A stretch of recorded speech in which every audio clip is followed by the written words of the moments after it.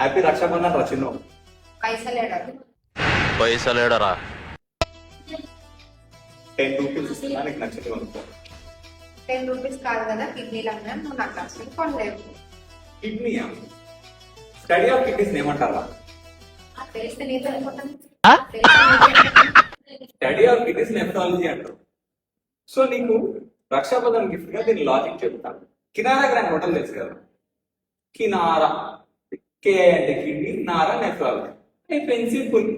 ఇలాంటి పిచ్చి పిచ్చి లాజిక్ చెప్పాలంటే బొక్కలు ఇరగకూడదు. ఒక్కల ఒక్కల్ని ఏమంటారు? బోన్స్. స్టడీ ఆఫ్ బోన్స్ ఏమంటారా?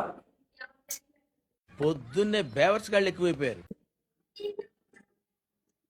స్టడీ ఆఫ్ బోన్స్ ఆస్టియాలజీ అంటారు. మీకు రెండో గిఫ్ట్ ఇస్తున్నా, దీని లాజిక్ బియో అంటే బోన్స్, ఓఎస్టీ అంటే ఆస్టియాలజీ. సింపుల్.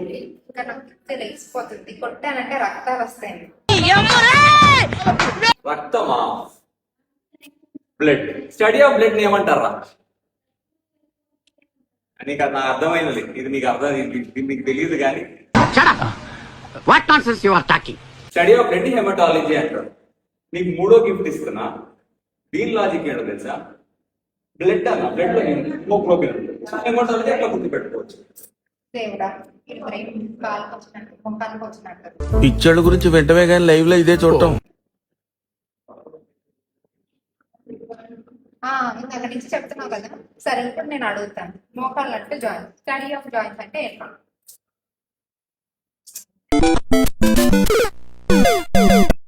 అయితే నీకు తెలీదు, నాకు నుంచి అందుకే అడగలేదు. నేను చెప్పనా? ఆర్థ్రాలజీ.